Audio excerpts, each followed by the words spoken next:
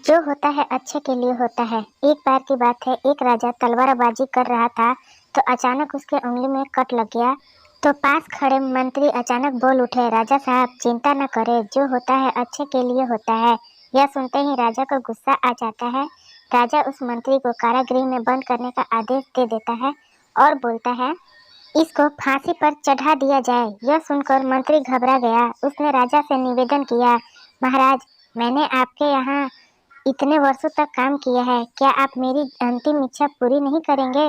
राजा बोला, ठीक है, बताओ क्या है तुम्हारी अंतिम इच्छा? मंत्री बोला, कृपया मुझे 10 दिन का समय दीजिए, उसके बाद आप मुझे जो चाहे वो सजा दीजिए। राजा ने उसकी अंतिम इच्छा मान ली।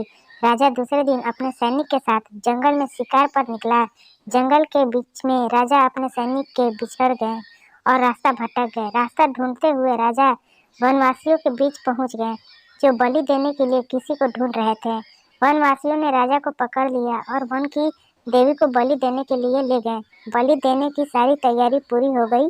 जैसे ही राजा को बलि देने के स्थान पर ले जाया गया, वहां खड़े बुजुर्ग की नजर राजा की खंडित उंगली पर पड़ी। उसने आवाज लगाई कि ये तो खंडित है, इसकी बलि नहीं दी जा सकती। तो वनवासियों ने राजा को छोड़ दिया।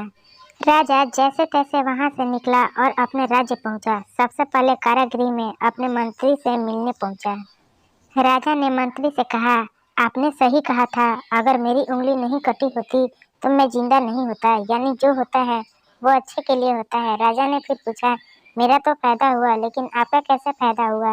मैंने तो आपको सजा दी। मंत्री बोला, मैं आपके साथ शिकार पर हमेशा रहता हूँ, उस दिन भी रहता, लेकिन मेरे खंडित नहीं होने के कारण मेरी बलि चढ़ जाती, इसलिए मेरे साथ भी जो हुआ अच्छा हुआ। राजा प्रसन्न हुआ, लेकिन छोटी सी बात पर मंत्री को सजा देने का दुख भी हुआ। इसलिए राजा ने मंत्री को कारागृह से निकाल कर फिर से अपने साथ रख लिया। शिक्षा दोस्तों, अपने जीवन में भी बहुत से उतार चढ़ाव आते रहते हैं। कभी कभी कुछ चीज़ें मन मुताबिक नहीं होती, इस कारण से कभी निराश नहीं होना चाहिए। हमेशा याद रखें, जो होता है अच्छे के लिए होता है। भले ही कुछ अच्छा हो या ना हो, लेकिन उस परिस्थिति के प्रति सकारात्मक नजरिया रखने से उसका प्रभाव बहुत कम हो जाता है। आशा करती हूँ कि आपको ये कहानी पसंद आई होगी। इस पे आपकी क्या राय है, हमें कमेंट करके ज़रूर बताएं और अपने दोस्तों के साथ भी शेयर करें।